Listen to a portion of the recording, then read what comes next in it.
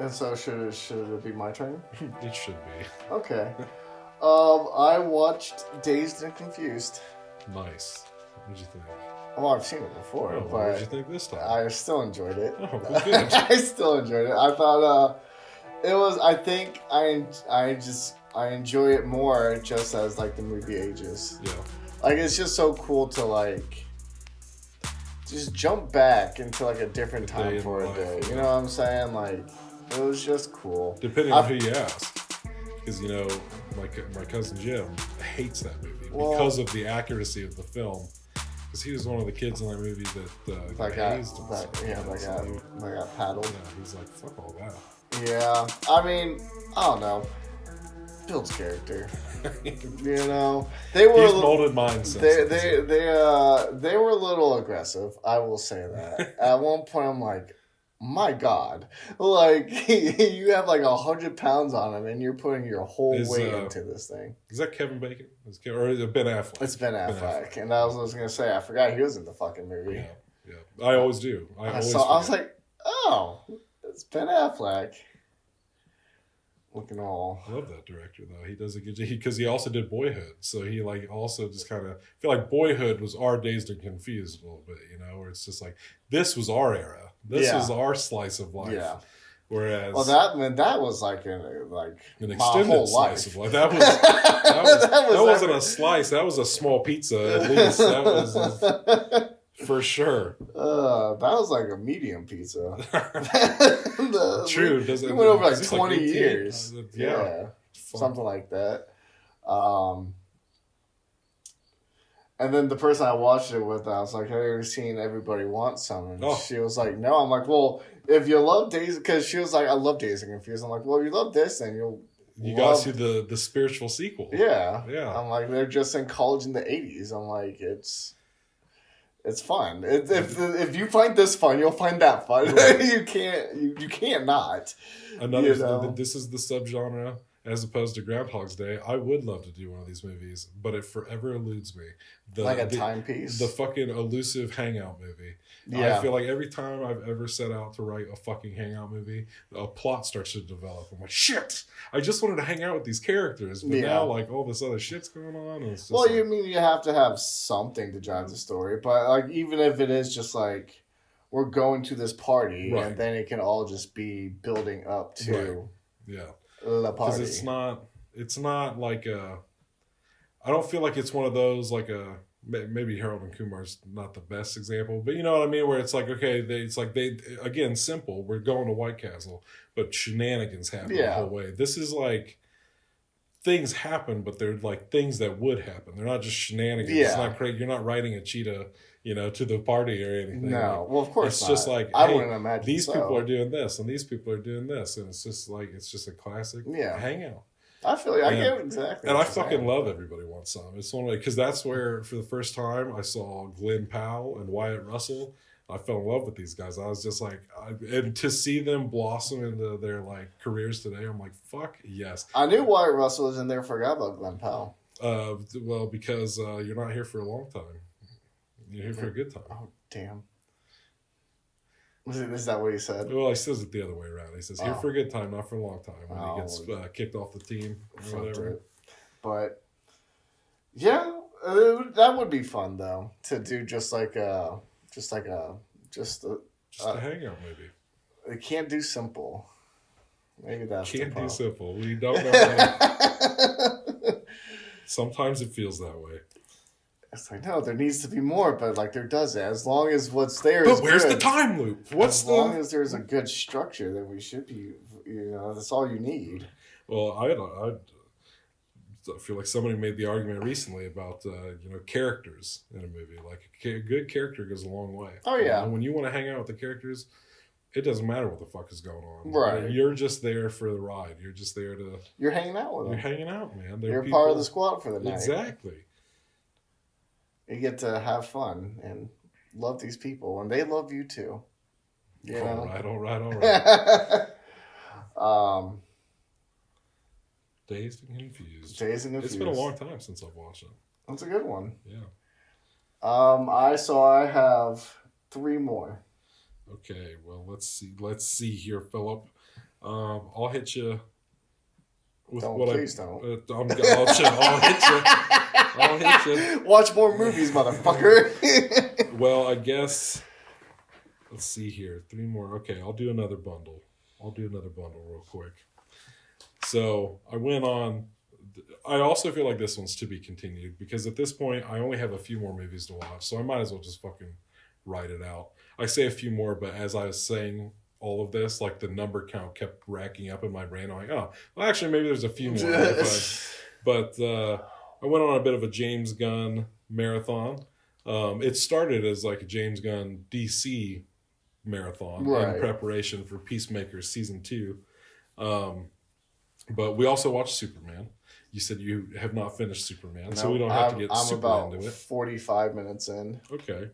How are you feeling about it so far?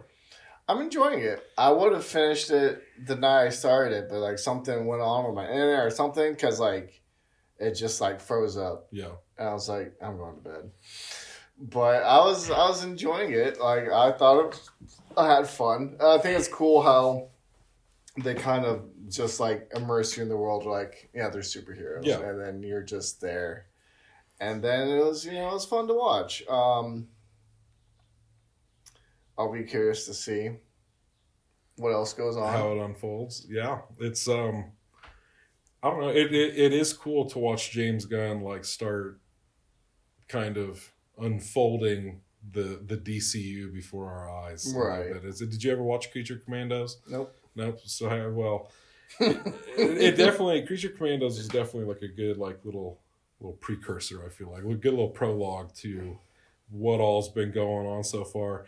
And so I enjoyed Superman. I really enjoyed from the get go. I was like, oh, this is Shep's kind of movie because they just really drop you in like to the action, and I love how they hit you with the 3 decades ago, 3 minutes ago, he got his ass kicked, and it's like, it's just like, oh shit, because I told Shep, I was like, those last few trailers they dropped got me like real hyped, and then like people fucking were loving it, and that got me real hyped. I was like, I didn't know I could get more hyped while watching the movie. But in that opening where they're like counting it down like that, I'm like, oh fuck. I was like, here we go. And then he just crash lands. I'm like, oh, okay. And then the first, similar to Fantastic Four, it's like the first 10 minutes of the movie is all of the marketing that they've been doing for this movie. And now I'm just like, oh my goodness. I was like, what's on the other side of this 10 minutes? So I got into it, and I dig it. Because my thing is, for all the people who talk shit leading up to this, I have never, not one fucking time, except for one movie that he produced, have watched a James Gunn movie that I'm like, that was terrible. They've almost always been great. You know what I mean? Yeah. Like, they've almost always been fucking fantastic. And this was no different. I really enjoyed it. There's a lot of unexpected stuff, but at the same time, expected for a James Gunn movie. But he was even joking about it on the Peacemaker podcast about how, because of him, like, people go into James Gunn movies now never knowing who's going to die because he does that in all his movies. He always puts you on like anybody could go. He is not precious. Like, is he stupid enough to kill Superman off in the first movie? No. But, it's just like, you never know, James Gunn. He's just you never know who's expendable. You don't fall in love with anybody, right? So that got me started on I'm like, I'm gonna jump back a little and really ramp my way up into Peacemaker season 2, because they dropped Superman on digital so early. And the whole reason we bought it on digital was because they were like, well, we dropped it so that people could watch it before Peacemaker season 2. I'm like, well, fuck, I got to watch this because I'm trying to watch Peacemaker season 2 next week. So watched it, enjoyed it, was excited to see like where things were going. You can't get into any of it because you haven't watched the rest of it or Peacemaker season 2, I'm assuming. No. So I jumped back to the Suicide Squad and I started there. I'm glad I did because James Gunn is definitely, I don't feel like this is really a spoiler, but I like how like everybody's like, oh, what's canon? What's canon? What's canon? What's the continuity of this universe? Is anything from like the old times? Like, And essentially how he set it up, I think, is fucking genius. I think it's literally just like, quit fucking overthinking it, you nerds. He's just like, it's like basically anything that they want to keep from the DCEU or whatever they called it. Yeah. It's just like a lot of the things that happen in the DCU are very similar to the things that have happened with differences. You know, it's just like a lot of these people have played out the same lives, but things are different, you know, like Superman, like, you know, how that is like, and just like the Justice Gang instead of the Justice League, and like just little things that it's just like, okay, now get over it. Everything else was the same.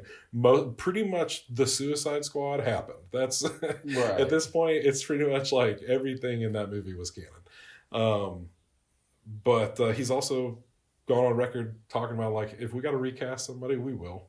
You know, fuck it, whatever. You know, he's just willing to roll with the punches, and I'm enjoying it so far. Good. But the Suicide Squad is my most watched movie of 2021 when it came out. It was. Damn. And in my personal opinion, you know, some people might not agree with me on this. Some people might. I think the Suicide Squad is James Gunn's masterpiece.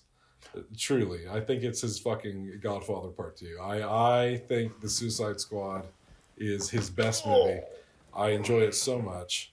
It's one that, like, maybe I'd be pressed by Letterboxd. I'd be like, oh, can I do top 4 Gunn movies? Like, you know, like, because the Suicide Squad is up there for me. I just think it's great. It all works for me with, like, because he also does something with, like, you know, a lot of his violence always serves the story. Like, whatever's going on in these, like, fucked up violent scenes usually does have, like, an impact on whatever is going on. There's, like, more of a purpose than just like, oh, watch this cool fucked up action sequence, you know. But I like how he blends tones, you know. He can make you cry while you're watching the most ridiculous shit. He can make you care for a tree and a raccoon, you know. Like, he's just good about that kind of stuff. So jumping back to that, it's just one of my favorites. I enjoyed it. And the saga of Peacemaker obviously starts there. Always fucking bummed about them killing off Rick Flag. Yeah. Because Joel Kinnaman, another one. Well, I watched a lot of my favorite actors this recent month. Hell yeah. I always feel like Joel Kinnaman's always a little slept on. Kind of like Ben Foster. It's like, motherfuckers be sleeping on these guys. They're great. Just found out that he's, like, Swedish, has a bit of an accent. Had no idea. Oh. Yeah. Good old Peacemaker podcast. So yeah, then I rewatched season 1 of Peacemaker. It's been a minute since I'd done that. Still great. Yeah. It really is good shit. As far as, like, a character arc, and, like, it's no wonder that James Gunn is, like, Peacemaker season 2 is my favorite thing I've ever done. And it's because it's like, well, yeah, like, your wife is in it, your best friend is in it, like, all these people are your homies, and you're just, like, the places they go with season 2 so far, it's, the last time I felt this way was when The Penguin was coming out, and I'm just like, I gotta wait a fucking week? Like, you gotta be kidding me, or like, damn it, that flew by, or I'm checking to see how much is left because, like, I don't want it to be over yet, and I'm always, like, relieved when I see there's still, like, 20 or 30 minutes left. I'm like, phew. I was like, okay, good. Like, still enjoy this for a little bit. I was just like, this is really ramping up, and I'm really digging it this week. Freaking Tim Meadows is in this season. The one who's like, I'll eat your fucking head. Get out of here, Dewey. He's in it this season, and he is one of the standouts. He has a joke. I'll eat your fucking head. I've seen people discussing this online, and they've put this role up there with the 2 I just referenced. Like, people are like, Pop Star, Walk Hard, and this. Like, these are the Tim Meadows trifecta. Because there's a few jokes in the second episode of season 2. There's one joke in particular, though. Belle and I both laughed for like 5 minutes. Like, we could not quit fucking laughing. It was just the way he delivers lines sometimes is just what makes the shit so funny in the first place. Hell yeah. But yes, he's a welcome addition. And season 2 goes through some deep emotional places. And just the whole character arc from Suicide Squad into season 2. And you see some of the stuff start bleeding over, like why they're like, oh, you should probably watch Superman first to watch this. I heard somebody say it recently, because to me, I was like, I thought they said no homework for the DCU. But then I heard somebody put it recently that they have no problem watching a movie to understand a TV show, but they feel they should not have to watch a TV show to understand what's happening in the movie.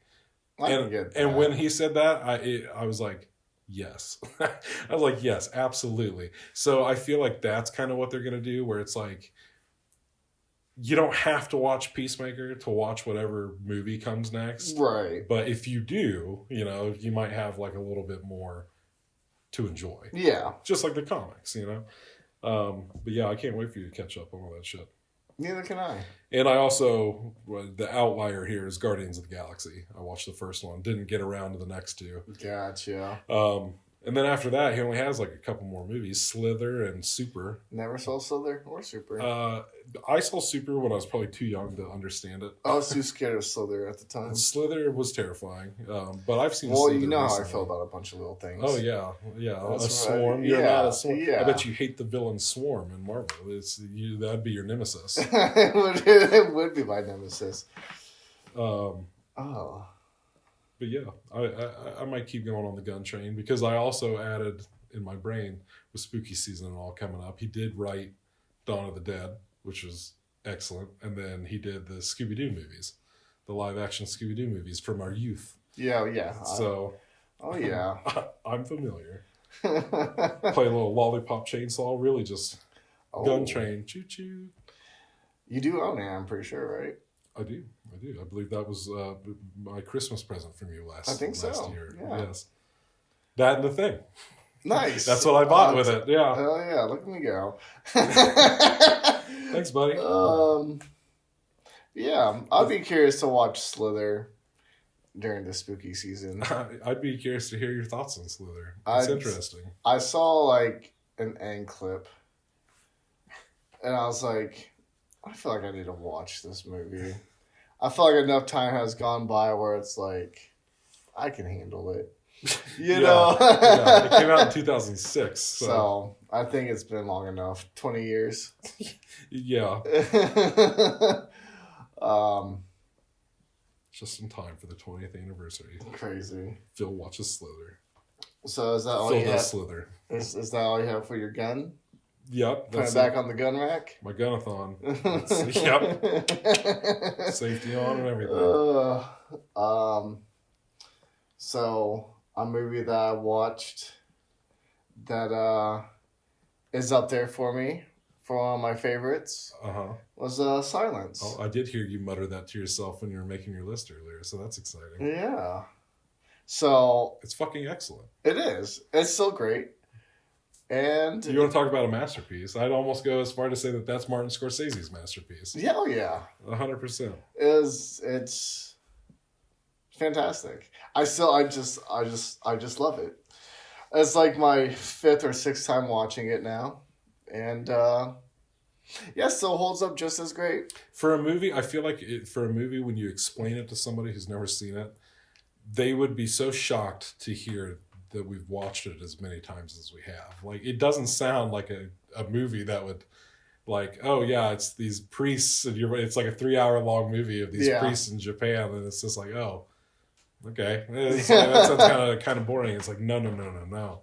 It's beautiful. It's a lot more than just boring. Oh man.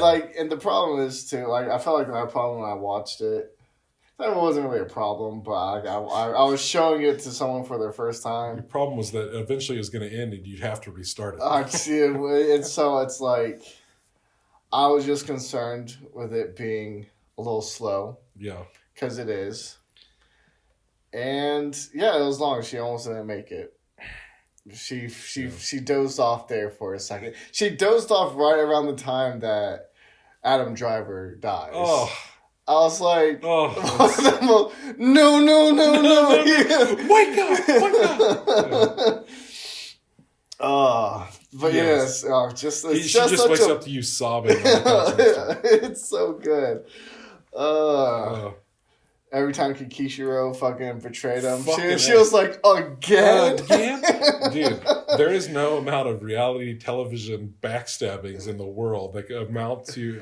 We've seen it so many times. And I feel like even every time I watch Silence, I'm like, you son of a bitch. Like, every time. I'm just like, I know he's going to do it. Yeah. But he does it. Oh, and even when they first meet him and he's all drunk at the fucking place, he's consistent. Yeah, and then it's just so aggravating because like he would ask for a confession, right, and then immediately after would just fuck him over again. Would like just either denounce God in front of all the people or literally just betray him. Yeah. I'm sorry, Father. Believe me. And he's like, why are you doing this? He's like, leave me the fuck alone. Yeah, that's enough. Yeah, testing his faith. Yeah, God, for sure. You know, he's talking, and all I hear is silence and Kichichiro going on and on and on about his bullshit. But and sometimes like the silence is like the most like impactful. Oh yeah, you know, because that's like it's just him and God essentially. Yeah. It is these moments where it's like a true test of faith. You know, it's like I was with you the whole. Oh my god, you just go on and on. Him fucking when he meets Liam Neeson at the end and all that shit. Yeah. Yeah, it's one of those movies like the memes where it's like the Father Ferrero or whatever. Yes, the memes of like the film bros or whatever that like are showing somebody a movie and then they're just like watching the person, and it's just like the silence feels like one of those movies for me. Like if I showed it to Belle, I'd just be watching Belle the whole time. Like, what do you think? Yeah, is it a masterpiece? And it's like if she starts dozing off, I like tap her. I'm like, hey Belle, wake up! You're about to miss this. I just feel like it is such a beautiful movie, and like I do. You know me. I make a lot of cracks about Christianity in this household, and I know it bothers Belle, but it's just like, hey, if it balances the scales, we should watch Silence. Yeah. And then Hacksaw Ridge. The little Andrew Garfield double feature of religion. Right. Those two movies, nothing will get me in a church faster than Andrew Garfield. Just in case I need a little extra push, I'll watch Eyes of Tammy Faye. I was about to say, or maybe that'll bring me down a notch. Maybe right. Maybe you start with Eyes of Tammy Faye, and then I build my faith off from there. You end on Silence. I need a fucking resurgence of faith. Excellent. Yes, one of the favorites. Great movie. Yes, still up there. I'd say top 3. And that's coming from a guy that puts The Departed on his top 10 every time. Silence never shows up on the top 10, but I still think Silence is his masterpiece. I love The Departed. I love Wolf of Wall Street. But I feel like some people just sleep on Silence. Silence is just a fucking magnum opus. It's such a passion project, and it shows. And it's like, it's beautiful. It's like he's bearing his soul making this movie. And the performances are fucking magnificent. That's why Andrew Garfield's the man. Yeah. You know? It's just such a good movie. All of it. I mean, even just like the going stir crazy in isolation, and then just going, cinema. You know, like it's just all of it. Gosh, great movie. Gosh, do you hear me? Gosh, all I get is silence. Damn fine acting. Damn fine work across the board. Good job, Martin Scorsese. You really did it. He really did it. Put his whole foot in that film. You know, just to jump back and make a comment, since we're talking about, because we're big Martin Scorsese fans, and of course he's considered one of the best filmmakers ever. I'd say he's my number one. I have to say, put a gun to my head. I'd hope nobody ever puts a gun to my head and asks me that question, because I wouldn't. I guess Edgar Wright, but like, I don't know. That's for different reasons, I guess. Like, I don't know. To really think about it, it would be like the scene in Monty Python. I'd say, and then I'd still get thrown off the bridge. Scorsese! Fucking, that's funny. But to jump back, I really think James Gunn does not get enough credit as a filmmaker. Like, because he does so many superhero movies, because I was even telling Belle this, it makes me wonder sometimes, like, if I ever met him, the question I would probably ask is like, how do you feel about only doing the superhero movies, like the comic book movies and stuff? Like, because I mean, clearly watching them, he gets to play in different genres and kind of do whatever he wants, and they're magnificent. Like he is truly an excellent filmmaker. Like, you know, I really mean it. Like the Suicide Squad, the comic book movie aside, I think it's just an excellent film. But I just feel like, you only did Super and Slither, and then you just started down the comic book train. Like, how does that feel? Like, do you want to do something original again? You know, Right. like, I know he's like produced some stuff like here and there, but still, like, it makes me wonder, you know, if he misses doing other stuff. But yeah, point was that he's also a great filmmaker. Yeah, he is. Throws flowers. Well, I suppose I should go. Since you got like what, one left? Two left. I know. I was being cheeky. Wow. I was being cheeky. Fucking. So how many do you have left? That's buddy, it just unfolds. Let me tell you. A few. A few, more than two. 5. I got you. Yes, from a quick glance. So I'll double up here. Okay, so I did catch a movie in theaters. Was technically going to go catch a lot of movies in theaters for a Gene Hackman Film Festival, as you know.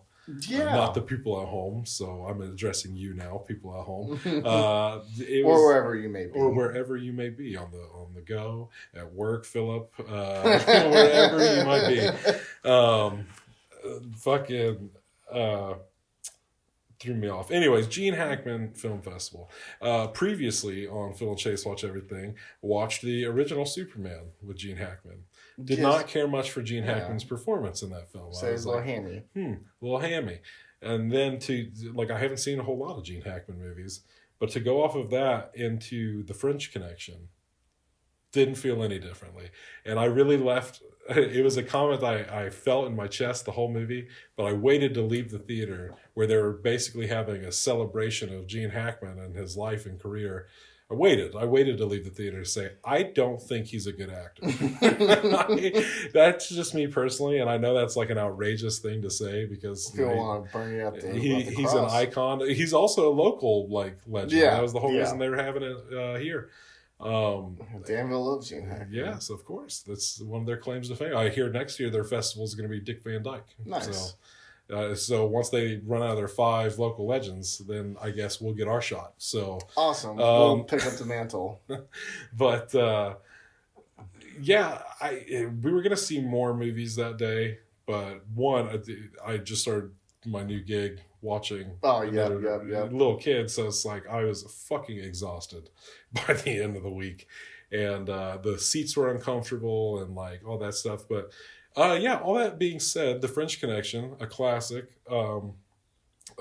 Best Picture winner. I guess it swept the Oscars that year. I think it was 1971. Fucking did not like this movie.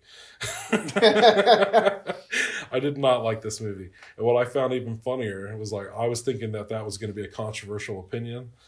Because Jim had been hyping this movie up. He's like, I really think you're gonna like this one. Like, I really think you'll enjoy it. I was like, okay, cool. French Connection. I like crime movies. Like, let's see, cool. It's got the dude from Jaws, and I've never seen him in anything else ever, so that's cool. But I turned to Jim at the end of it, and I'm like, yeah, I don't think I liked it. He goes, me neither. And he's seen it before. And he's just like, crazy. Yeah. He's like, I remembered this being better. And then we ran into like his friends after the movie too. And we were both like, I didn't really care for it. And they go, you know what? We didn't either. It's just like, it really felt to me, I'd really be curious to hear your thoughts on this movie. I'll watch genuinely, because as I was watching it, I brought up for like the billionth time this last month, the whole like Trey and Matt like talking about writing. Yeah. And I just felt like The French Connection was the bad writing. Right. Where it's like, this happens, this happens, this happens, this happens. And it's just like, why are these things happening? I don't know. Like, it's just like, I get it. Like, he's supposed to be like a bit of a crooked cop, but he is trying to like, it was within that like era of like the tough, gritty cop that didn't play by the rules era. Where he was doing some shifty stuff. He was a racist motherfucker. Yeah. Like, he was doing what it took to like bring down this thing. But like the pieces were just not clicking. Yeah, they were just not connecting for me as I was watching the movie. So I was just like, what? I was like, what the fuck is going on? Why are we doing this now? Why are we we've just been sitting in this stakeout for the last 2 scenes. Like, what? But why? Who are we staking out? Why are we staking that? Like, I was just like lost for so long. And then it picks up like a little later on, little action sequences. But even then, I'm like, okay, whatever. And then it ends. And I'm just like, okay, all right. Well, now it's over. I was like, this was a movie. And I just thought it was funny that so many people were like, yeah, I remembered liking that more. Yeah, in 1960, because I told you. Especially if it swept the Oscars. Oh, yeah, because I told you how Jim had said to me, he's like, well, you got to remember the times. I'm like, I am remembering the times. There's some fantastic movies in the 70s. I'd argue probably one of the best decades for film. So I don't really think that holds up in this particular argument. Because I told him, I was like, I would go as far to say I thought this movie was awful. He's like, well, I don't know if I'd say awful. I'm like, well, I would, and I am. I'll say well, I you think don't it was have awful. to, Jim. I'm doing it for you. Maybe it was because I was moody that day and uncomfortable. Maybe that played a part, but it sounds like everybody else kind of agreed with me. So I've got to think that something was going on. What's that Gene Hackman Western? Unforgiven, because that was I do want to watch that. Had it been, if I had had more energy, if I had had more sleep, I definitely would have wrote it out for Unforgiven, but I didn't have it in me. I hardly had it in me for French Connection. Yeah, and that took it out of you. Yeah, and it did take it out of me. So I was like, God forbid I stay for Unforgiven later in the night. And plus, there was like super like crazy storms. Like we had left just in time. Like, yeah. Well, it sounds like it was not meant to be. All that being said, I had a great day. It was a good day. Well, I'm glad it is. Despite me not, I'm like, this is a fucking awful piece of shit. It was raining.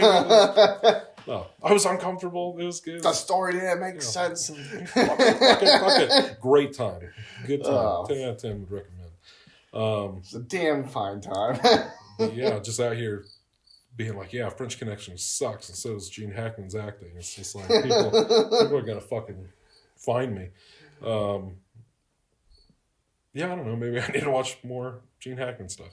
Maybe. There has to be a good one out there, you know? So let's see here. Okay, so I guess before I shift over into Sci-Fi September, I got one more one-off for August. Let's hear it. And it's one of your favorites. I wish I've been racking my brain. Honestly. But you told me, I'm like, I'm not going to think of it. What better to do at the 2-hour mark?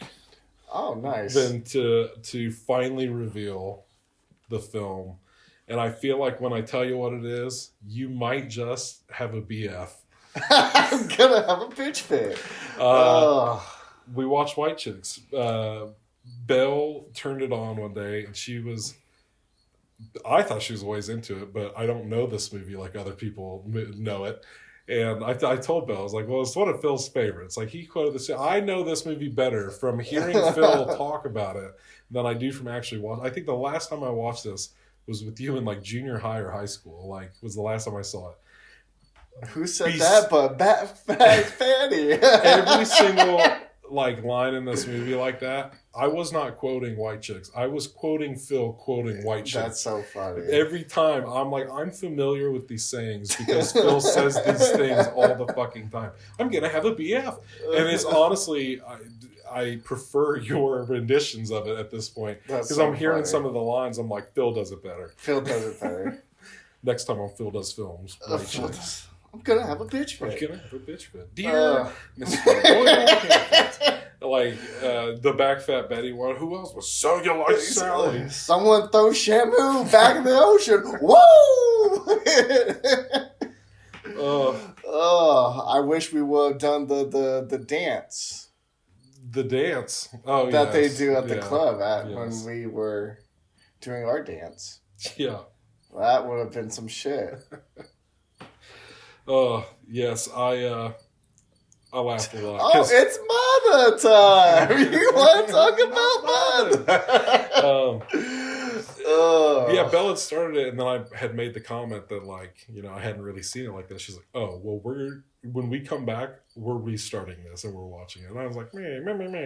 But then we did, and I laughed my ass off. It's hilarious. I'm just like, they really don't make them like this anymore. It's just fucking silly. Well, no one is around, are they? Hilarious. Did anyone ever tell you look just like Denzel Washington? All the Terry Crews stuff. Terry Crews is fantastic. You're gonna need a wheelchair. But yes, I I enjoyed it immensely, Philip. I was excited to tell you that I had such a good time with White Chicks. It's fun. It's a fun movie. I'm gonna have to tell my sister about It almost felt like the first time I'd seen it. Like, genuinely, it was fun. Oh man. Oh, so funny. That was a good one. That was worth the 2 hours. Great. And like a month. A month and 2 hours. Oh. I guess I watched that on the 23rd, so it's only been like a couple weeks. Oh yeah. But still, whatever. Yeah, no, it's a fun one. I'm glad that Belle made you sit down and watch it. Hopefully she had fun too. Of course, she always does. She loves it like you love it. Oh, well then, yeah. I can't wait to talk to her about it. And you know what? I know she feels the same way because I told her not to tell you. I was like, oh yeah, I told Phil that I watched it. She's like, but you didn't tell him what you watched. I was like, no, I'm keeping it a secret. She's like, so that means I have to keep it a secret to you? I was like, yes. That is how secrets work. Don't tell him. But yeah, it's fun. It is fun. I'm glad that you watched it. Me too. I'm excited for him. I might even go see it on my birthday. You should. It looks interesting. It does look interesting. I am intrigued. I like football. I was watching White Chicks. Like, I'm looking forward to watching Serious Marlin. Not that I haven't seen it before. Yeah. But looks fun. I always think he did such a good job in Rec Room. Oh, for sure. Dream. Yeah. For sure. Crushed it. Crushed. Munched. So, do you want to give your last one, or do you want to hold on to it? Because I got 4 left. 3 left. I have 2 left. Oh, you have 2 left? Yeah. Oh. Go ahead, bud. We'll do this. I watched Happy Gilmore too. Okay. And I had fun. I should have done if I would have done it better, I thought about it too. I should have done it when you brought up Groundhog's Day. Oh, well. Just because Margaret Qualley was in Happy Gilmore too. Well, you know what we could do? We could, another movie I watched was Groundhog Day. Oh, that's funny. But yeah, no, it was funny. I enjoyed it. I thought I enjoyed pretty much all the cameos. They're fun. I feel like everybody seemed like they were having a good time. Fucking God, why am I blanking on his name? Who was he? Eric Andre. Oh yes. Yeah. I thought I enjoyed his little appearance. And even though I didn't finish the show, I enjoyed his appearance in Ironheart. I have one more episode left. We will be continuing that conversation. But I will say, both of those Eric Andre appearances, I was bummed that they weren't longer. Yeah. I was like, damn, they're just going to tease Eric Andre like that? And then just rip them away from me. How dare they? Same with Margaret Qualley. Sorry, bud. Yeah, I know. What I'm really upset about is that I didn't get to see Honey Don't in theaters. Oh, it's already out? Yes. Oh, I thought it was still playing. No. Oh. I looked like 2 AMC. days ago. I didn't look at AMC. Well, no, I did. I looked it up. It wasn't there either. It should be. Last I checked. I don't think so.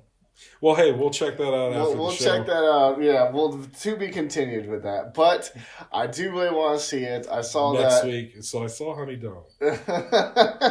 Hopefully that's what happens.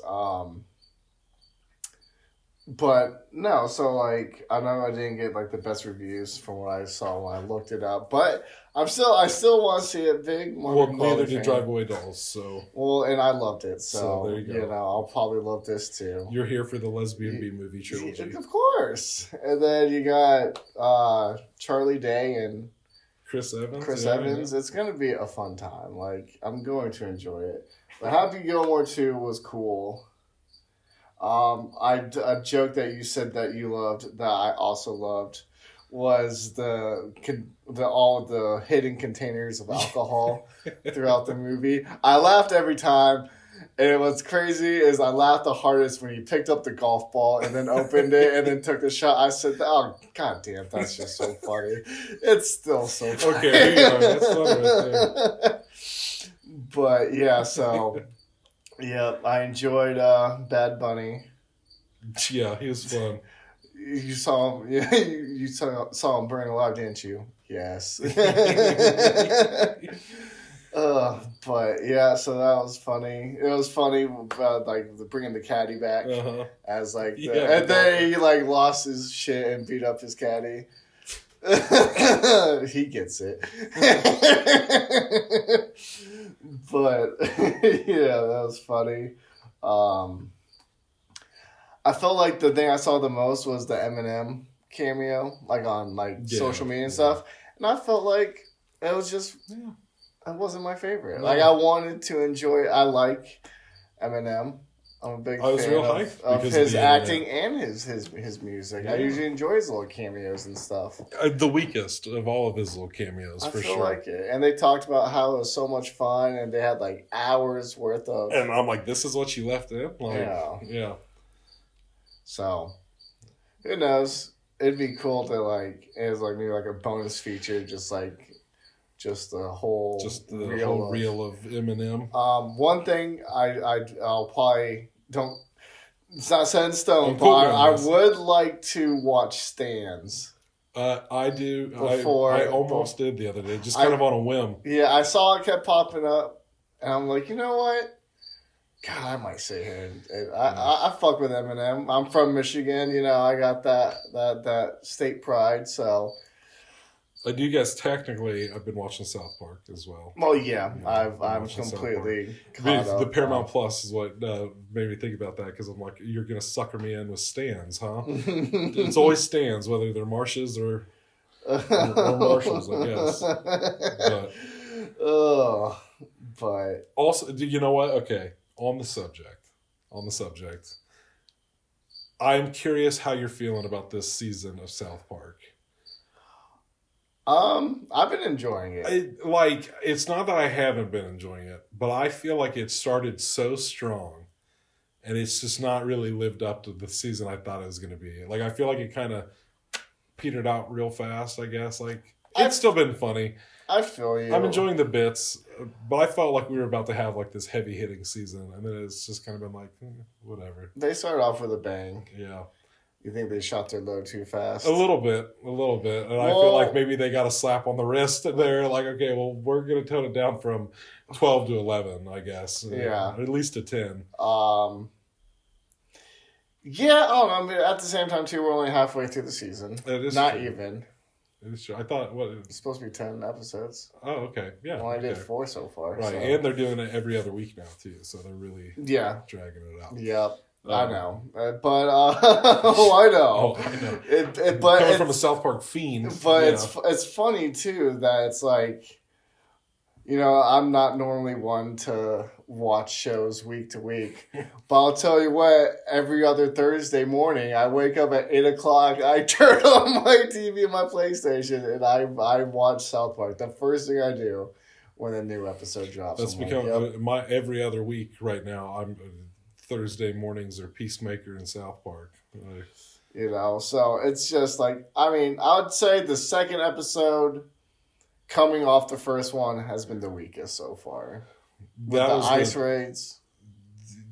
Yeah. Was that the one that was more centered on Tally? No, that was the third one when they do the ketamine. The ice raids one was okay. I enjoyed it because of Mr. Mackey. Yeah, well, you have a soft spot for him. I'm a Mackey stan. He had to get his nut. And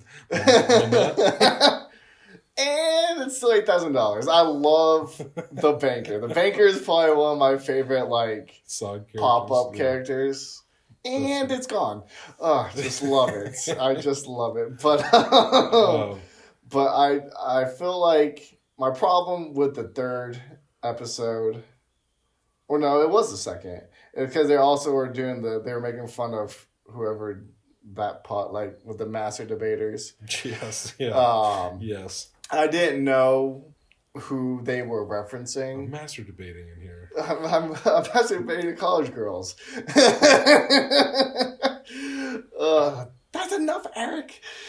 But it just yeah. Well, I feel like that's been part of my problem this season. Is like at the beginning it was like very scathing. I felt like they were really going after like some of the stuff, and now it's like every week they've been making fun of it. Like this week they were making fun of the tariffs or whatever. Yeah, the little boo boos and all that. Oh, hilarious. But like the whole political angle of it, like I don't really keep up with this kind of shit. Yeah, that's always kind of been like my problem with, I guess, like South Park or shows like that where it's referencing like modern events, people and stuff like that. Where I'm like, I don't know who the fuck this is. Right. Like, I don't understand why this. I don't get why this is funny sometimes. You know what I'm saying? And I feel like that's kind of how I'm starting to feel this season. It's like, oh, so we're because I didn't know who the Homeland Security chick was either. Yeah. I'd heard like things from other comedians, like I guess, like of just little things like here and there, but so there's some of that. I did enjoy the ketamine thing. I'm in a hole. Yeah, Sharon, the Porsche won't quit moving. Yes. The bit with Randy talking to ChatGPT is hilarious. They really did Tally dirty, no pun intended. Very dirty. I'm like, damn, they're gonna leave him like that's how we're ending it right now with Tally. Like, there better be something. There better be something to that, because if that's how you're just gonna end Tally's reign, I enjoyed. That's gonna be crazy. The shitty pop up. Yes, and I love that they brought his wife back. Yeah, taking advantage of these kids. My favorite. I don't pay tariff. You pay tariff. But one thing that I thought, like, the funniest moment in that episode was when, when it first revealed when Jesus is watching the TikTok of the Labubu thing, and she starts making, like, the pentagram and stuff. It's like, what the fuck? And so when Butters brings the Labubu over to Red or whatever, she's like, let's go up to my room. And he's like, oh, jeez. Like, everyone come watch. He's like, do we have to? And then he's like, let's do it right now. Okay. And then she's like, get it on your phone. He's like, I thought we just kissed first. Like, it was just, I love Butters. But so, I mean, don't get me wrong. I'm not upset with it by any means. I've laughed. You know what? I think part of it is this season too. Not a lot of the main kids. No, not really. They kind of have been focusing it on side characters. I feel like Butters got an episode, Mackie got an episode, Clyde got an episode. Well, Clyde and Mackie both share an episode, I guess. But yeah, I think it's funny too. I do enjoy the joke of like everyone's taking Cartman's shtick. Yeah, that he's acting like he's not controversial anymore. So I mean, that's funny. I mean, there's stuff that I enjoy about it. I'll be curious to see where it goes. Yeah, I would like a little bit more of the kids. You know what I'm saying? For like, sure. I get like if they do integrity and like they are gonna move back to the house, like that's cool. It served its run. You know what I'm saying? Like, they were already making jokes about how it's become a tired joke in the first place. So. You know, so it was only meant to be a joke, and it's been I forget how they worded it, but I forget which specials that was in, but that shit was pretty funny.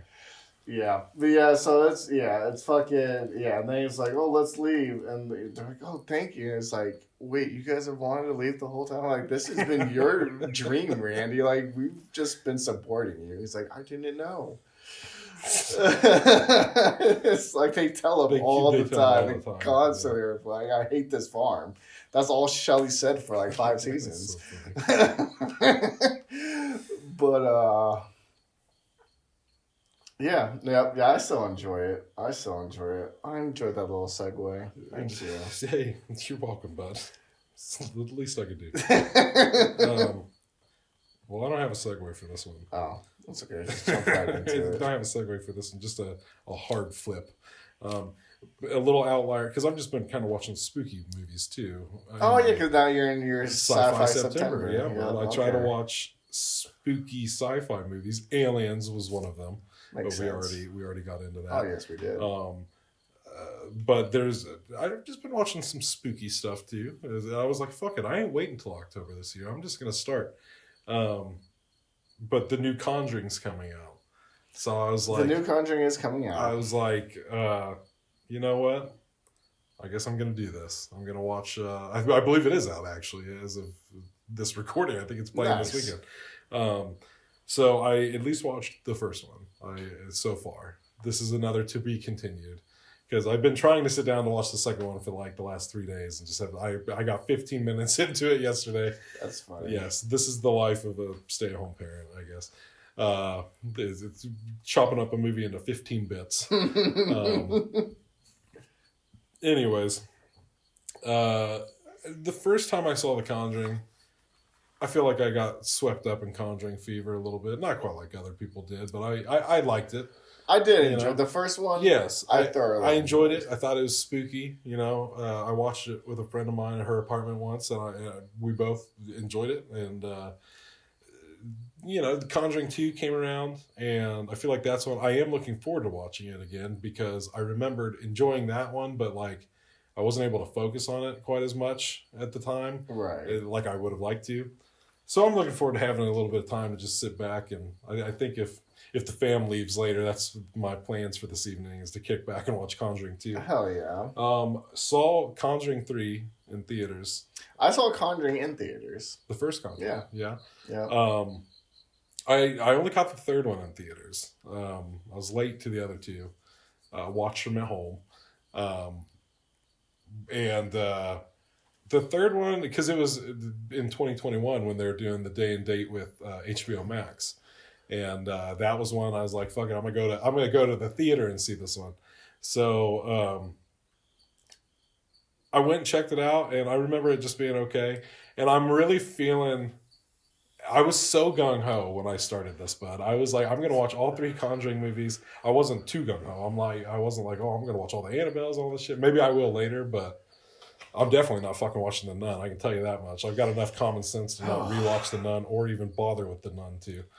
I will watch The Curse of La Llorona just because I'm curious, and who doesn't like watching Linda Cardellini? Shouts out Hawkeye because she was in that. She's his wife. Velma in Scooby-Doo. Gotcha. Yeah. Fucking Linda Cardellini, buddy. Sleeping. I always see that hilarious meme where it's like her in the skimpy Velma outfit, and like the second movie where she's like in the leather, or in the first movie when they switch around bodies or whatever. And it's those images, and then it's like below it is fucking Hawkeye during Endgame when he goes all Ronin on everybody, and he's like, if this was my wife and she got blipped away, I'd probably fucking start killing everybody too. I was just like, that's so funny. What the fuck are we talking about? Oh, the library. Yes, La Llorona. I would check that out. And it's short. That one was like an hour and a half. I'm like, bet. I can clock in for a stupid hour and a half horror movie for sure. When you become a 2 hour long movie, hour 45, you start to lose me. 2 hour, you're definitely asking a lot of me. Anything past that, fuck off.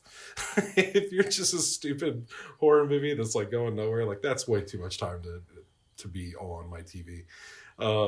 I forgot about one. There's one's being added to the list. Ooh, goody.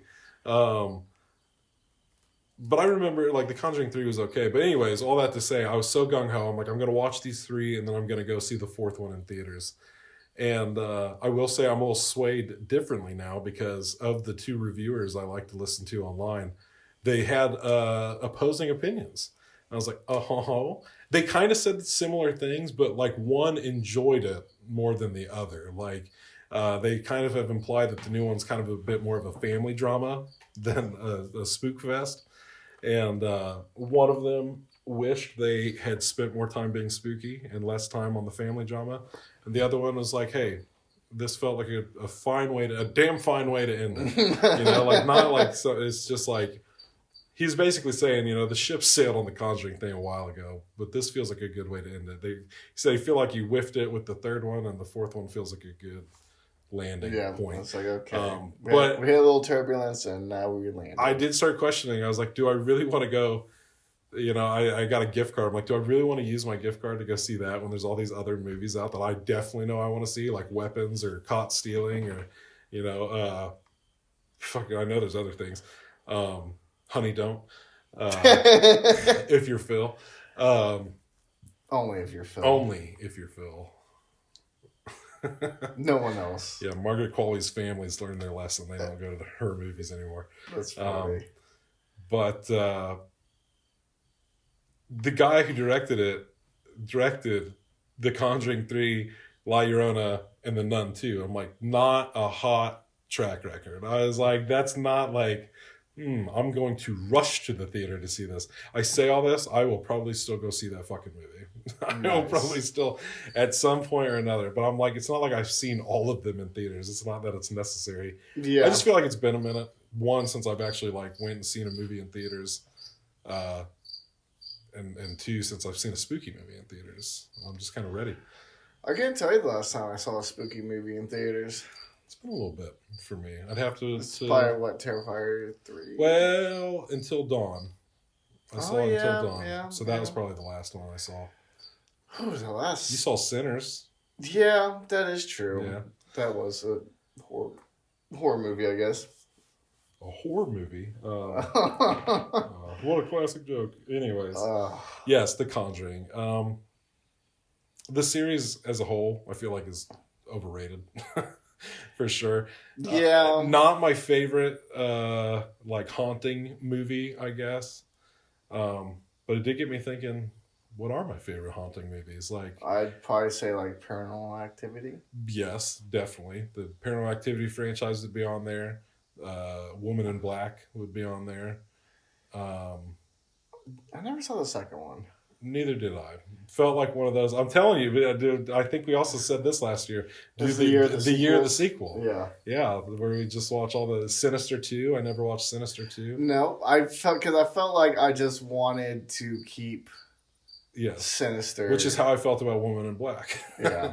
I was like, I like this. I don't care if Daniel Radcliffe was drunk while he made it or not. It was still a damn spooky movie. It was. I got freaked out. And it gets some tears out of me. The last time I watched it was actually last year. And it was like right after I had Charlie. So that was the first time I watched it as a parent. And I was like, oh, my fucking heart. It was always sad. And now it's even worse. It's just like, oh, that ending. Also read that book. It's pretty decent little read. Nice. Short read. Nice little short spooky story.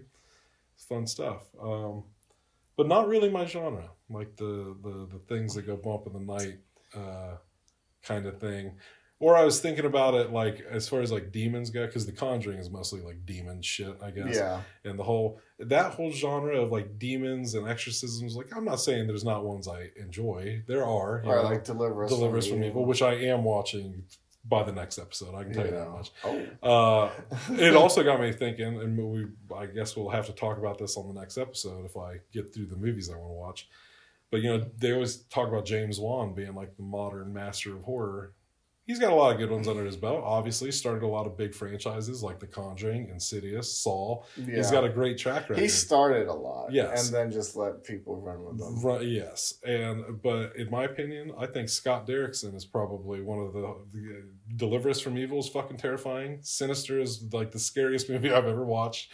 I know a lot of people fuck with The Black Phone. I'm looking forward to rewatching I need to finish it. I watched like the first 15 minutes. I've never seen The Exorcism of Emily Rose, but I've always heard people say great things about that. I feel like I have not. Because it's like more of a courtroom drama with, like it kind of jumps back and forth between like the courtroom thing and then the actual like stuff possession. That went down. Interesting. I prefer my demons to be like Evil Dead demons.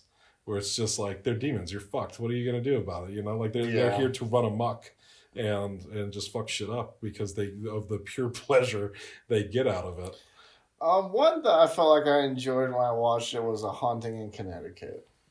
That's one I'd have to go back and rewatch. It's been so long since I've seen it.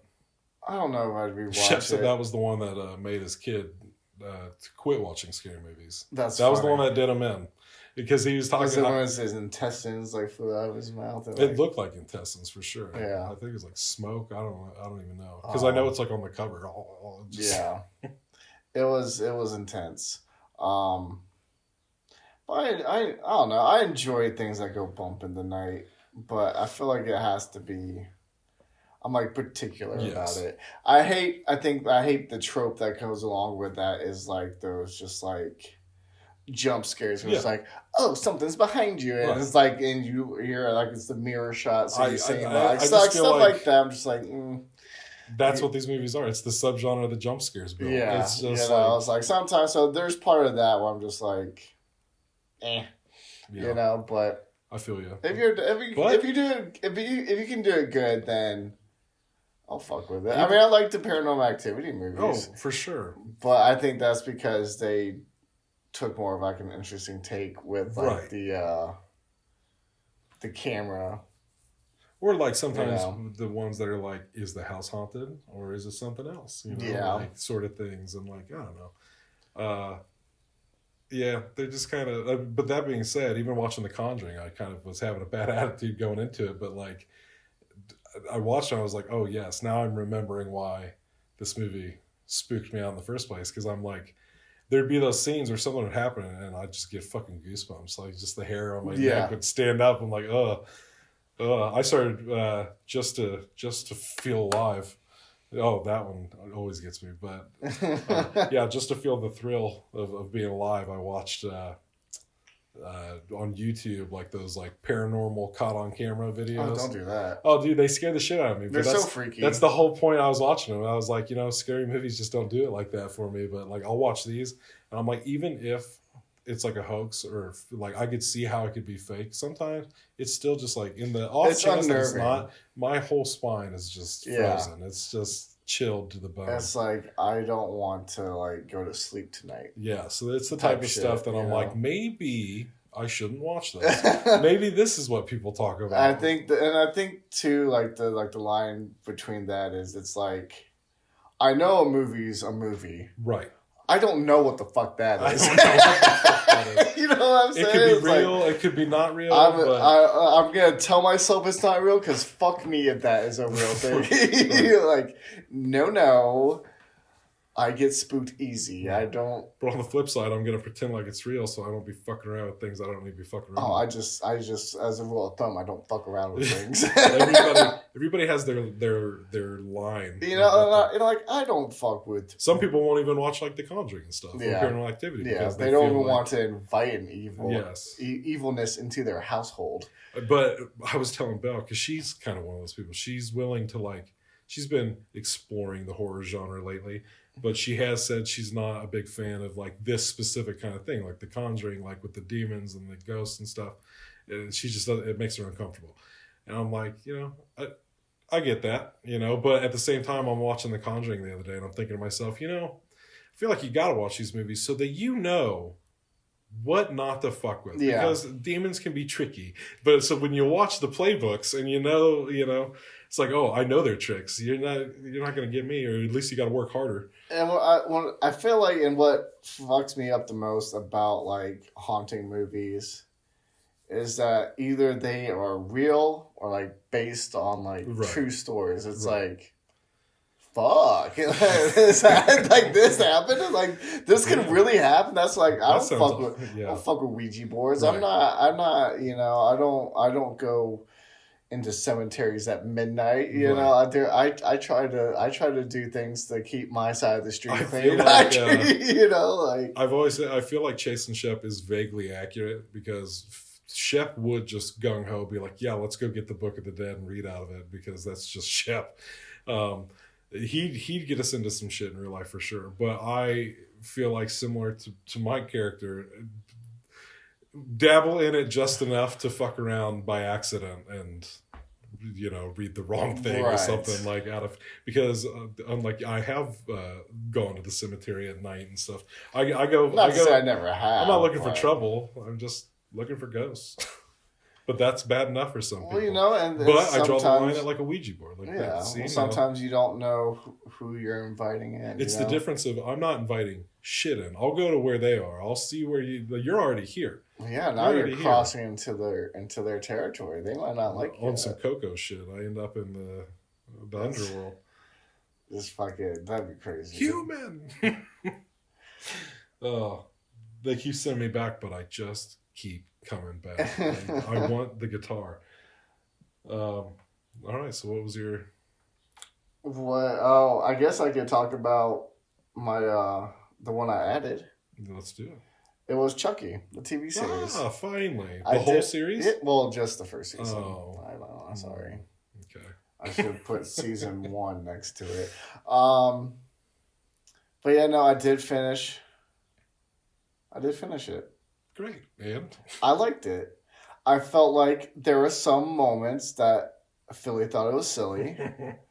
The biggest one was the movie theater. The movie theater. At the end, they're like, it was like in the like season finale, where they're all there for something, and they're like, he's like stabbing the seats, right? Yes. Yeah, I feel you. And it wasn't the stabbing in the seats that bothered me. It's the fact that the mayor's husband died. Yeah. And didn't make a goddamn sound.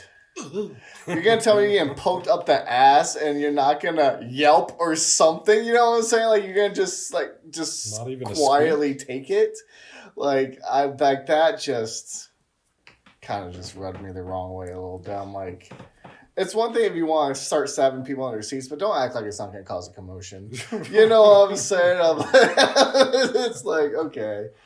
I do, and you're right about fucking old girl getting fucked over because they cut off her arms. Oh, yes. It gets so much worse for her. Yeah. It's just like, come on. Now she's just trapped there. Oh, yeah. Like, it was one thing, like, and it sucked, too, because she kept on, like, switching back and forth between being Chucky and not Chucky. Mm-hmm. What was crazy, too, is, like, he was able to use her legs, but she couldn't. It's like, damn. That a bitch. Yeah. He gets to enjoy your full body, and you're still fucking paralyzed when the switch is back. Yeah. But so yeah, so I mean, I enjoyed it. I thought it was good. I definitely feel like season 1 was the height of it. I still enjoy the next 2 seasons, but I felt like season 1 was. I felt like I almost didn't know how I felt about like the main dude and like the chick, like the one that was bullying him for a while. I don't like how quickly they just kind of squashed it. You know, I do see people feel one of two ways about it for sure. I feel like it is a little jarring because a lot of shows don't do that, you know, and I feel like it is like a bit of a little, reversal on things. I liked it. It was a nice little change because I feel like they go on over the next few seasons of like they allow this character redemption when she was so fucking terrible. Like the way they set it up, I really do think it's kind of neat how they really set you up to hate her because she's not. It's not like, oh, I don't like this. No, fuck this, but she's awful. When she dressed up as his dad on Halloween and was like pretending to get shot, and then the whole audience is like, yeah, absolutely, Chucky should kill her. But then like to flip that on its head and be like, hey, no, that's what Chucky wants me to do. Yeah. You know, it's like, but I ain't going to do it. We're going to squash this.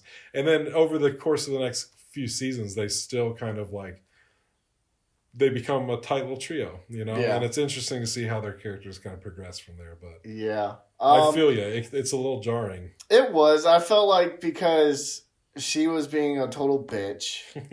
And then he literally gave her Chucky's to kill her. Because... You know, okay. I mean, I get it, but, you know, like, if someone did that, I don't know how I'd feel. Oh, yeah. Especially if my dad just died, and you're gonna, like, and to, like, do it. I'd be like, Chucky, do it again until you do it right. Yeah, make sure to record it for me, because fuck her. And, like, and so, like, you know, she's like, what the fuck? And they're like, sorry, Chucky's evil. I'm like, okay, well, we'll work it out then. Like, I just felt like it was such a quick, like, if you think it was such a quick squash that like that is more jarring. Like I don't care that they end up working together, but have it be a little begrudgingly at first. I felt like, oh, well, I'm going to call the cops because you try to get me killed. It's like, well, no one's going to believe you. It's a killer doll. It's like, okay, well, then we'll just work together on this. And then they're like, fine. It does almost feel fair. You know, like... Well, you imitated my dad who died in a tragic accident, and it's like, well, you tried to kill me. Yeah, All right, okay, Yeah. all right, fair enough. I'd probably Fine, try we to, both did some shitty things. Yeah, I'd probably try to kill you too. That's fair. Okay. I burnt your house down. Like, oh man, but yeah. So other than that, like I enjoyed it. Yeah, like I said, there's just like little things I can always bitch about. Of course. But overall, I enjoyed it. I almost threw up when the mayor took the popcorn because she like held it in front of him and he just drooled blood into the popcorn. And then she picked it. Oh, I about gagged just talking about it. But disgusting. Woo! But gross. But then yeah, I'll watch some shit where it's like doesn't faze me, but then a little popcorn blood, and I'm just like, nothing's more gross than this. Well, hey, what a great segue into the beginning of my Sci-Fi September. Speaking of bloody popcorn, I watched a favorite of mine. Killer Klowns from Outer Space, which I still haven't seen. Oh, I love it. I saw it for the first time in 2019, and I've watched it every year since, other than like 2 years. I think I missed out 2 years, but I'll have to borrow it or something. I will. Well, it's in my watched pile, so I'll throw it on your pile before you leave. We'll bundle it up. But. Yeah, man, I fucking love Killer Klowns. Like, it was one of those movies, because I watched that and Candyman around the same time, and both of them were like, where have these movies been all my life? Like, Killer Klowns, I told Belle before it started, because this was her first time watching it, that I love that, again with the subgenres today, I love that subgenre of movie. And I told her, I was like, this movie and like The Blob are two big influences for me anyways on our Goose movie. It's the small town versus a big problem. Slither is also one of those movies. Yeah. It's just like this little podunk town and some bullshit starts happening that's out of this world. You know, and the townsfolk, the whole cast of characters comes together, you know, versus whatever it is. Yeah. Clowns, blobs, whatever, you know. I love it. It's one of my favorite little subgenres of movies. It's so fucking fun. And Killer Klowns is amongst the funnest. It's just like... I've had several people yell at me for not seeing it. It is one of those movies that when I saw it, like truly, I was like, how have I not seen this movie? Because it was so up my alley. Like, I think it's like a perfect like horror comedy, like for sure. Like the way that they blend, like the fact that they're clowns with the way they kill people, like is just so fun. Like, again, you know me, I love my Looney Tune villains. You know, like that you do. And so they do a lot of Looney Tunes type shit. Like aliens. They're clown aliens. So they're cheeky. They're jokesters. They are. The fucking one where like the clown comes to the door and the old woman answers it and the clown gives her flowers and she thinks it's from like her old man, and so she's just like, oh, thank you, and like turns around and he like pulls out like his gun or whatever. It's just so silly. One of them pops out of a little pizza box. Probably the one death that always gets me, of like just thinking it's the stupidest because of the way the guy just walks right into it, is that he's walking through the park and there's like this gazebo in the middle of the park.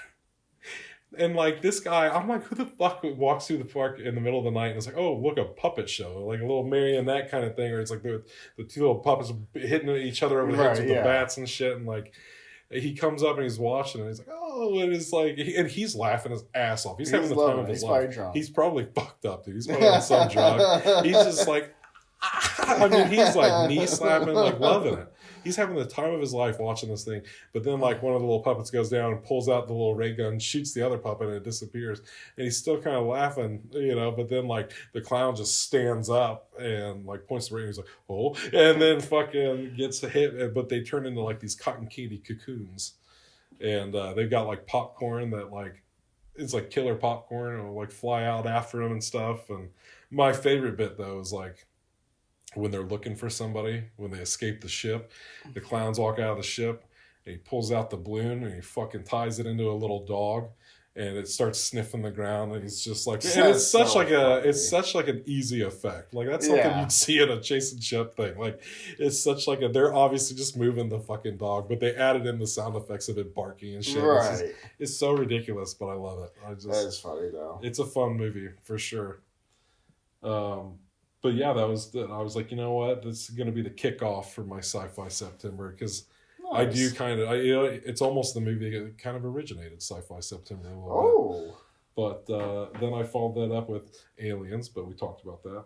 And then, did you have another one left? I have one more. Well, do you want to go or do you want me to finish up? Do you feel like yours is the one to end on? No. Oh. Okay. Do you feel like yours is the one to end on? I don't know. It could be. I don't know how much I have to say about mine, so I wouldn't want to end on like a... Oh, well, then let's hear it. I watched the newest season of It's Always Sunny in Philadelphia. Oh, that's right. And I enjoyed it. It felt just like It's Always Sunny. You know, like that's one thing I do appreciate about the show. It's like even going on for 17 seasons now, it's still has longest running live action sitcom. Yep. Yeah. You know, and they're still scheduled for more. I think they might break 20. Damn. Which would be crazy. 20, that is kind of crazy to think about. To think about how long It's Always Sunny has been in my life is crazy. Yeah. I started watching that in high school, and it was already out before that. You know, but yeah, it's really funny. There's one episode that I'd probably say was my favorite, where it's like they do they're supposed to be like doing like a room to like see if they're gonna go on like a TV show, like so they're having people like watch them to kind of like get testing done or whatever. And so Dennis, being Dennis, is like trying to just like have everything be perfect so everyone likes them, and then obviously they just do bits and shit, and Dennis just is losing his mind, and so like towards the end he's like begging them to just like them. He's like, please, so I need this from you. I need you to like me. Yeah, it's just so funny. I'm just like, oh, classic Dennis. But yeah, it was good. I was almost a little sad that it ended when it did. Yeah. Because there's only like 8 episodes. The one with the crossover with Abbott Elementary? Yep, that was the first episode. That was the season premiere. Oh. Was that episode. And it was funny. I don't watch Abbott Elementary, so there was like a lot of that where I'm just like... Well, now I don't know. Watch the crossover. I don't episode. know these. What is this? The crossover episode? And then the last episode was a little sad too because Charlie's mom passed away. Oh, the actress. Oh yes, I did know that. Yeah. So they had like a little in memory of her, and they like showed like little clips. Of her throughout the series. Fuck my fucking mom, Santa. There's money me, please. There's so many good episodes. And I guess I have been technically rewatching it. I'm like, I think I'm the 4th season now, so I've rewatched like the first 3. So that's been fun. I've been enjoying going back and kind of just. I probably haven't really watched it since like. Probably around 2015. It's probably like the last time I was really watching it like that. Yeah. It's fun. It's been fun going back and kind of like just because of how long it's been on. Yeah. It's like it's crazy. I'm like, oh, they were so young. Yeah. You know, it's going to become like one of those things for us where we're like, you know, when like people come up to us and like, you haven't watched Seinfeld? It's like, well, that was like a little before us, you know, like we kind of just missed that, but we can go back and watch Seinfeld if we want to, but you know, and it's like I've thought about it, to be honest. I've thought about it, but I feel like that's how people are going to be about It's Always Sunny these days. Like, you haven't watched it? It's like, yeah, well, I missed that train. Yeah, it's been on for almost 20 seasons. They were. I came out when I was born when they're on like season 10. Right. Nice. Yeah. Yeah. I need to rewatch it myself. Well, to end it, another Sci-Fi September pick was made by a buddy, old Ash Hamilton. Uh, his first film, Holes in the Sky, the Sean Miller story. I rewatched it the other day because it felt appropriate for Sci-Fi September. Right. He gave me a copy of it on Blu-ray. I had bought it on digital because I'm a good friend. Hell yeah. But he gave me a Blu-ray for free. But I was like, I haven't watched this since like Ash and I first met and everything. The movie was still kind of fresh. The fun fact for the people at home is that Holes in the Sky surpassed Blair Witch Project as the most awarded found footage film of all time. Nice. Yes, yeah. So I was like, that is pretty impressive. And what's funnier still is the coincidence of, Ash has obviously done a lot for us, like as far as, being an F, and he was in Exorcism with Chase and Shep and stuff. Steve, that we regularly work with. Like, we met a lot of people because of Ash.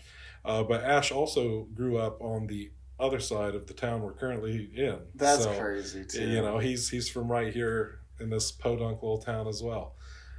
So if anything ever descends on this podunk little town, at least Ash and I can team up in this cast of characters to fight off whatever threat may pose its way. But Holes in the Sky.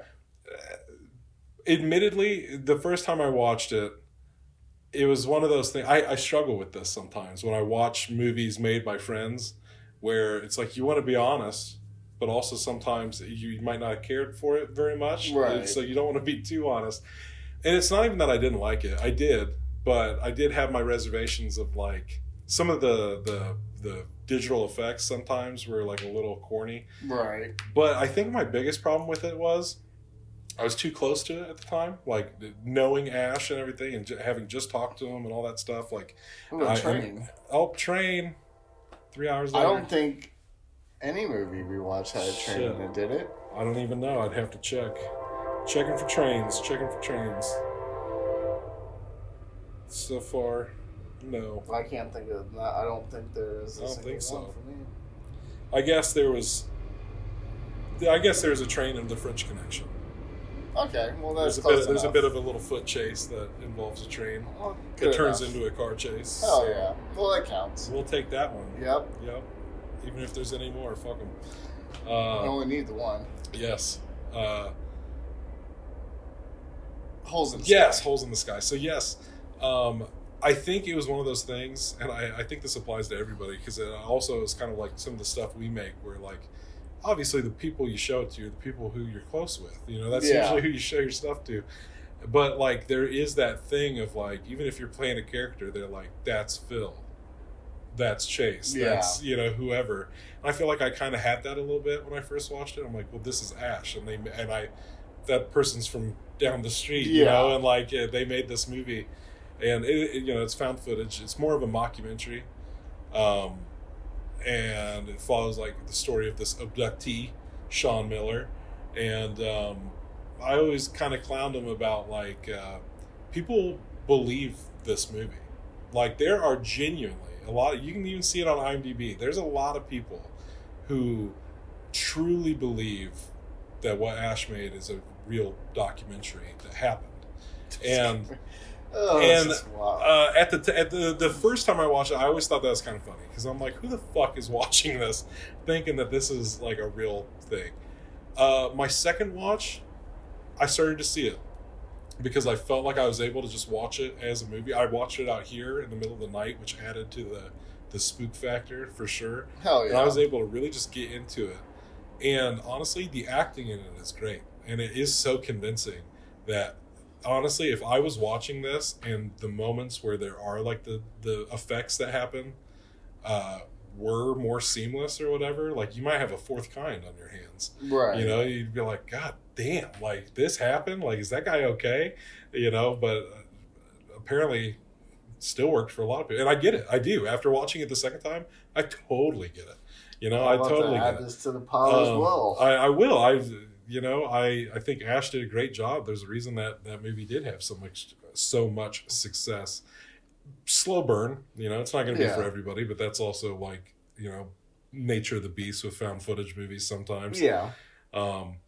But yeah, some of the funniest shit I hear is like when they were going around to festivals with it.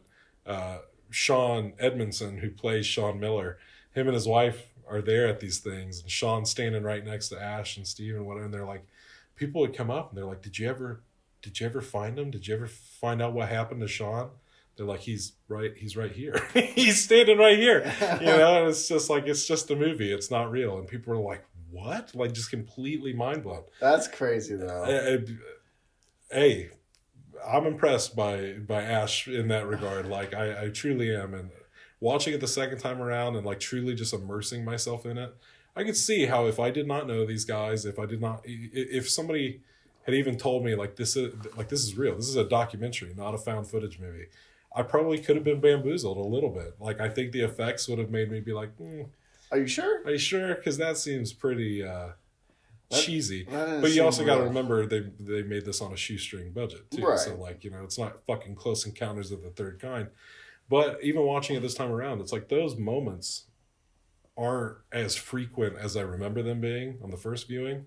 They are kind of sparing, and some of them do work pretty well. But I was like, I could see it. I could see where people could really get into this and be like, no shit, are those guys okay? It's like they even leave it off with the "they're never seen again" sort of thing. Like, you know, yeah, no, I enjoyed it. I'm proud of Ash. It's a great movie. He should be proud of it. This has inspired me. I think for Sci-Fi September, I'm really gonna delve into alien movies. You should. I'm going to. You should do it. I just thought about it. Yeah. Because I've also never seen Close Encounters of the Third Kind. Same, yeah. So that. See, I was kind of gonna do a little marathon of people I know, their movies, because since Holes in the Sky, I mean, there's almost kind of been like this connective bridge that's kind of been built out of other local filmmakers who also did found footage alien movies. Culminating in Ron's recent movie, Alien BTS, that we talked about recently. Because he did The Who Incident, which was about aliens, and then followed it up with Alien BTS, which was like Ash was in it, and like a lot of other of these filmmakers who made the alien movies. And it's like, because they made the movies about aliens, the Men in Black were like, you know, coming to check shit out. And it's like, oh, okay, interesting. And it all comes together. And then at the end, there's Shep and I. And it's like, well, we haven't actually done an alien thing yet. We've always talked about it. It'd be fun. It would be fun. Well, I mean, I guess I talked about it. About doing an alien movie? Yeah. Little alien invasion. I think we've had at least 3 different pitches for Chase and Shep alien stories that were all from 3 different people. I think I think Shep's was the Christmas one. Steve had written one when we were going to do the anthology series. I enjoyed that one. That was We Get Abducted. Nice.